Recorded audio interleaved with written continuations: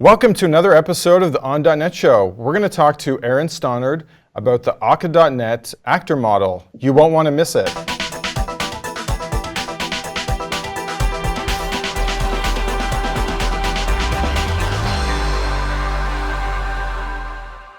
Hey, welcome to another episode of the On.NET Show. Today we've got Aaron Stannard, and he's going to be talking to us about Akka NET. Thanks for being on the show, Aaron. Thanks, Rich. Much appreciated. Yeah, so you work on the Akka NET project and at Petabridge. Kind of tell us a little bit about both, and we'll kind of then get into the main topic. Sure. So I'm the lead maintainer of the Akka NET project, and I'm one of the founders, dating back to the very beginning. And my role sort of in the open source projects over the years has really been to sort of just ensure that there's like production grade quality behind everything we do. And I also maintain most of the code inside the remoting and clustering systems. So that's what I do on the project. Petabridge, my company, has been around for a little bit over 3 years now. We provide commercial support, training, and actually pretty soon we're going to be launching a proprietary DevOps suite for managing large Akka NET clusters pretty soon. So that's what we do, and basically it's all sort of done in our sort of philosophy behind Petabridge is basically to make it really easy for .NET developers to build applications that scale. That's what we do. Okay, that sounds like a good plan. Yep.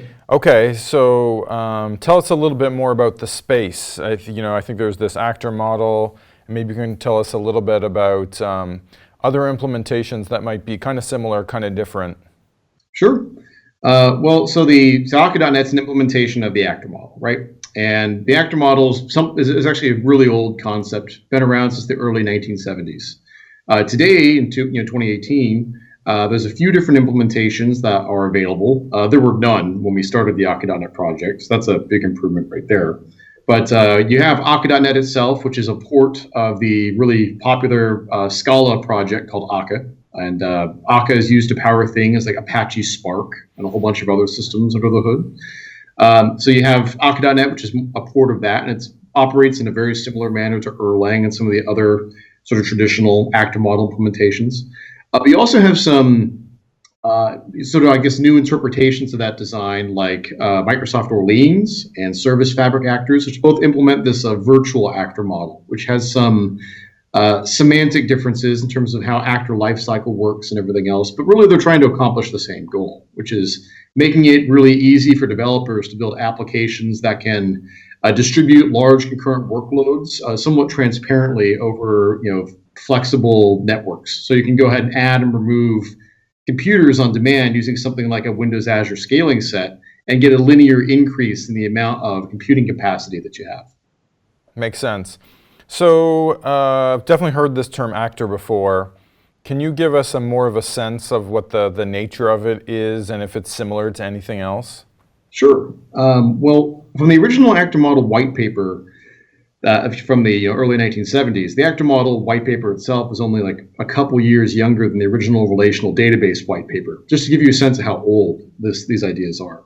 And the actor model was originally developed as a means of doing really high concurrency programming, because computer scientists at the time envisioned that the way major sort of networks and server-side applications would be built would be these big computers that would take up a massive amount of space and have thousands of really small cores. And since we didn't have things like multi-threading and stuff like that at the time, they needed some way of describing how concurrent processing would happen in that environment. So they came up with this idea of an actor being a sort of virtual process that would be able to go ahead and communicate with other actors. They're all logically the same part of the application, but each one behaves like their own little independent microprocess. And that's really the right way to think about actors, is that they're fundamental units of work. So an actor has a mailbox, which in .NET space you can think of as just like a queue, essentially. That actor only does work when messages are pushed into its queue. And everything that actor does while it's processing that message all occurs in a single thread, which means that everything an actor does to its own state, like its internal variables and fields, is always guaranteed to be thread safe.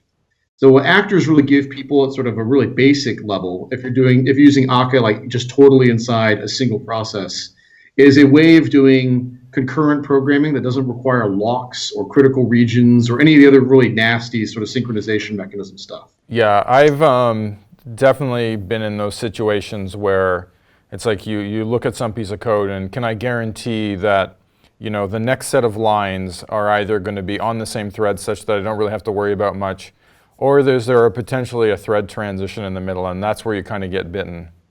Yep.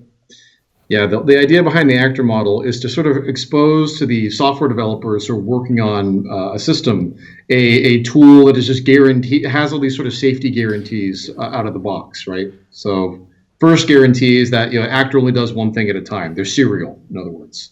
So that means that anything an actor does with its own variables and its own state is always safe.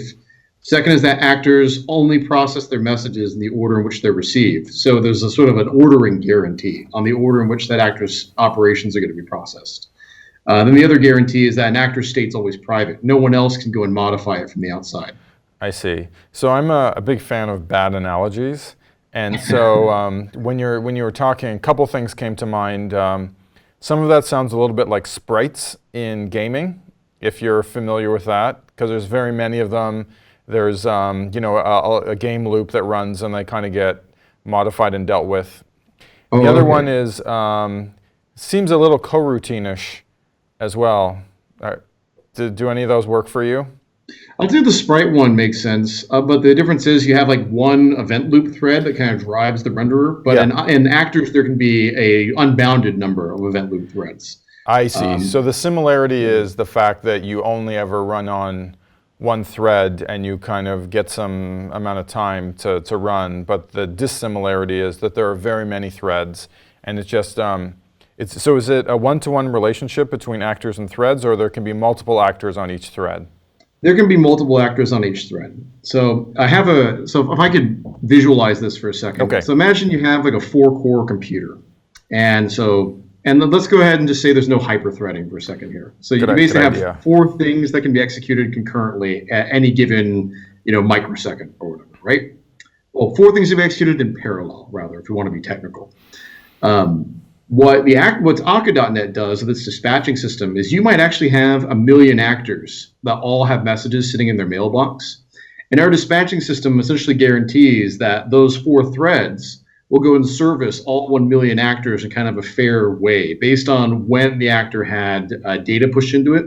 And each actor will get to process maybe up to 30 messages by default before it has to go back of the line again and wait to process the next round of messages in its mailbox.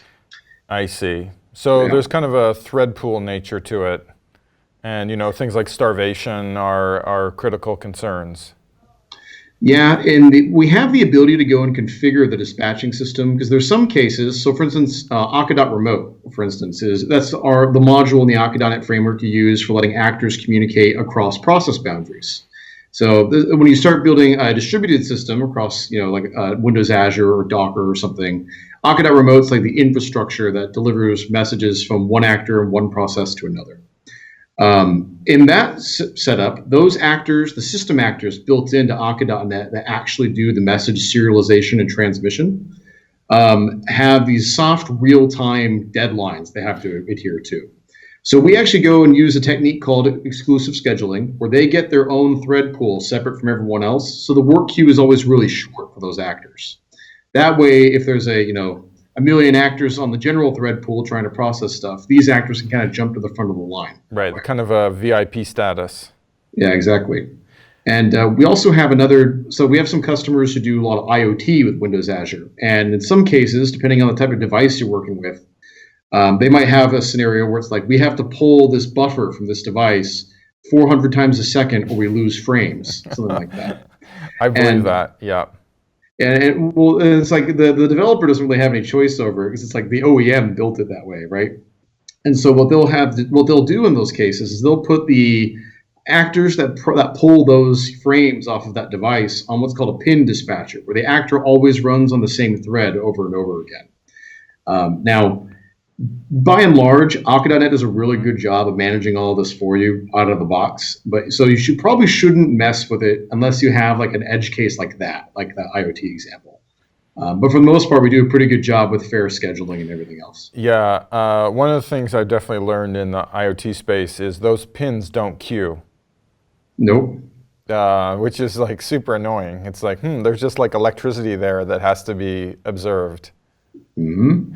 So you talked a bit about Azure and cloud. So it's funny, you started by saying actors started out when computers were like completely different and had different assumptions than they have now. But have things come full circle and now all of a sudden the cloud is like the perfect use case? Because that would be super odd. Oh, actually, it's a really interesting point. So the reason why the actor model was originally designed in like the early 70s and wasn't actually implemented in a commercially sort of accessible or meaningful way until like the late 1980s when Erlang was originally developed. The reason why there's that huge gap there is because Moore's law eliminated the need for these, let's say living room sized computers with thousands of really slow CPUs in it. We had computers shipped with a small number of really fast ones instead. Yeah. But as the internet became a bigger and bigger and bigger place, the amount of computing power demanded by applications became, we sort of grew linearly along with that. And now that we have cloud computing, we can go ahead and essentially just provision new cores and computing power on demand. The actor model basically finally got its sort of day in the sun here when when the internet started becoming a much larger place where it wasn't safe or productive to try to run everything on a small number of really high-end computers. Running lots of work happening on lots of cheap commodity computers, which is what cloud computing is usually a more economical model, particularly given that a lot of these workloads people use actors for don't have predictable shapes. So I might be processing 1 million events a second one day. I might be processing 50 million events per second, and then I might drop all the way down to 100,000. And being able to go ahead and provision and deprovision computers to go and do that is a really good technique for trying to keep that sort of cost effective. Right. So you obviously must talk to a bunch of your customers. What would you say is the split between on-prem versus cloud with Akka .NET? So it varies a lot by the industry the customer's in and the maturity of the company. This is going to sound bad, but a lot of the decisions around on-prem or cloud have a lot more to do with political stuff than they do with dollars and cents usually. So good example. So we have a lot of major banks, ones some of the people listening probably definitely have accounts with them that use Akka .NET. They have to run everything on premise because of security, compliance, blah, blah, blah. And they just basically have this sort of policy of we don't let anyone who's not one of our people touch this stuff. We have some large healthcare customers that use Akka .NET too. Same exact story.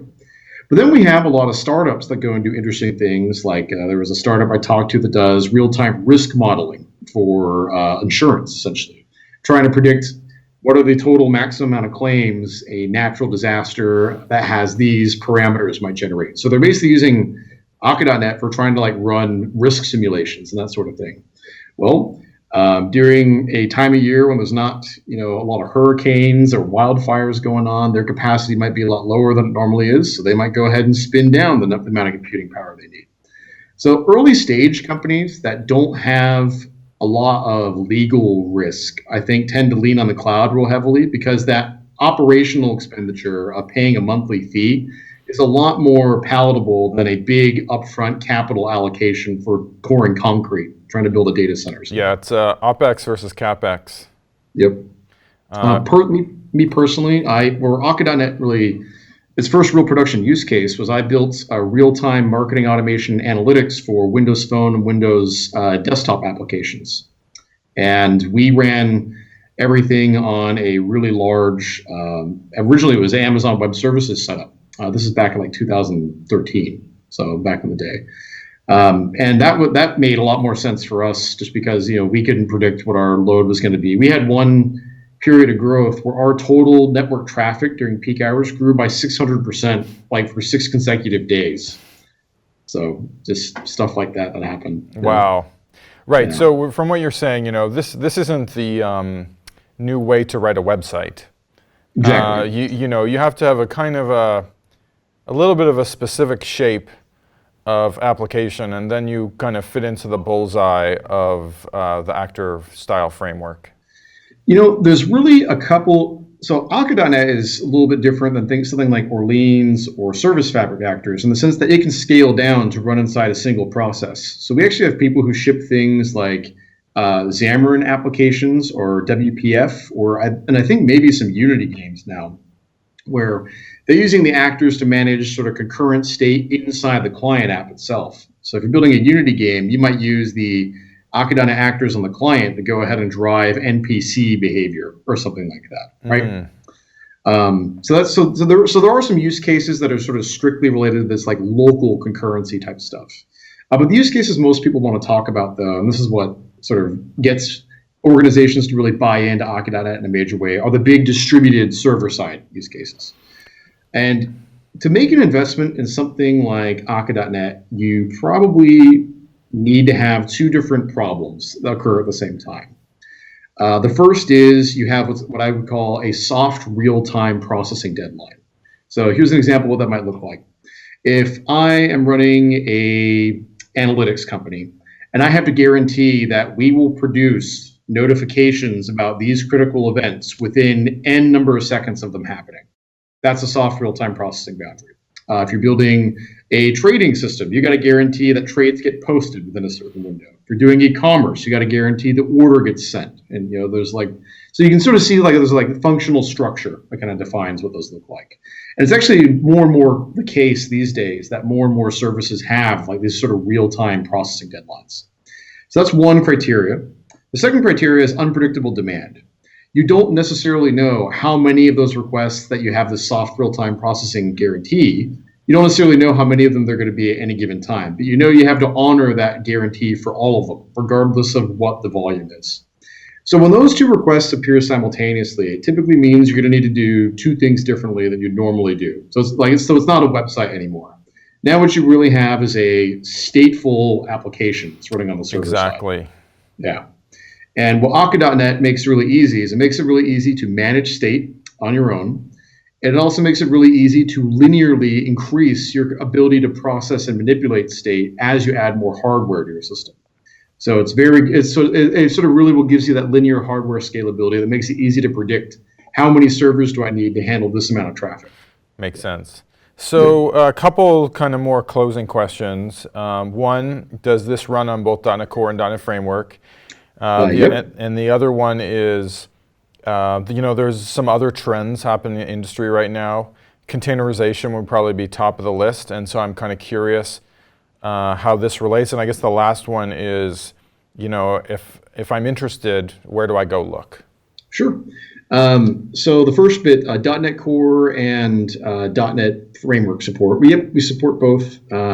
We've targeted .NET 4.5 since forever when we first started the project. We still do that because we have a pretty decent number of users who are still on that runtime. But we also target .NET Standard 1.6. So that means that if you're running .NET Core 1.0 or 2.0 or 1.1 or whatever, you can consume Akka.NET. Nice. We also have a fair number of users on Mono as well. We work on that platform too. So really, any flavor of .NET you want, as long as it's basically older than .NET 4.5, you should be okay. Newer than .NET 4.5. Yes, not older. Yeah, not older. No. Then, we occasionally we get requests like, "Hey, you guys ever gonna backport this to .NET 3 or whatever?" Yeah. Yeah. Not happening. Containers. So we actually have a new sample that I finished last week. It's our web crawler sample that we use for teaching Akka.Cluster. If you want to build really large distributed systems, Akka.Cluster is kind of the foundational tool for doing that. So our Akka.Cluster demo now uses Docker Compose, and you can go ahead and scale it up and down via just a couple simple Docker commands. And that's all running using ASP.NET Core 2.0 and the most recent beta of the SignalR for ASP.NET Core. And then I think we also have a container image that I think it's running on .NET Core 1.1, which is kind of a out of the box service discovery engine that we use for Akka.Cluster. But anyway, I think I sent you a link to that, so we can go ahead and post that in the show notes. Okay. The other thing that I want to throw out there is that we have a do-it-yourself sort of learn by coding exercise for teaching yourself the Akka.NET syntax and the actor model. And it's called the Akka .NET Bootcamp. It's been around for a few years. We've had about 25,000 people do it. And it is available at, if you go to this URL, learnakka.net. So it's all one word. That'll take you to the bootcamp. And I'll also go ahead and include, I'll send you a link to that as well. Okay, so it sounds like these links are kind of the place to start. And, yeah, exactly. Right, and if I, what happens if I run into issues and need a little bit more help? We have a Gitter chat that we linked to off of the main Akka .NET project that has close to 1,300 people in it last I looked. And so there's about 8 or 9 sort of like core contributors to Akka .NET that hang out in there and answer questions periodically, so me included. So I usually try to spend ideally about half an hour every day answering questions in there. So if you need help with that, you can always go do that. We also do check Stack Overflow for Akka .NET questions, and we answer those. And then worst case scenario, if you want to have someone help you figure out how to architect an Akka .NET application, you can always contact Petabridge. We'll be happy to help you do that. Exactly. Okay. Well, thanks. I think you shared a lot of great information. Well, happy to do it. And, honestly, anything that helps make .NET developers more productive is what I care about. So. You and me both. Yep. Okay. Well, thanks for being on the show. This has been another episode of On.NET, this time about Akka.NET with Aaron Stannard. Thanks. Thank you.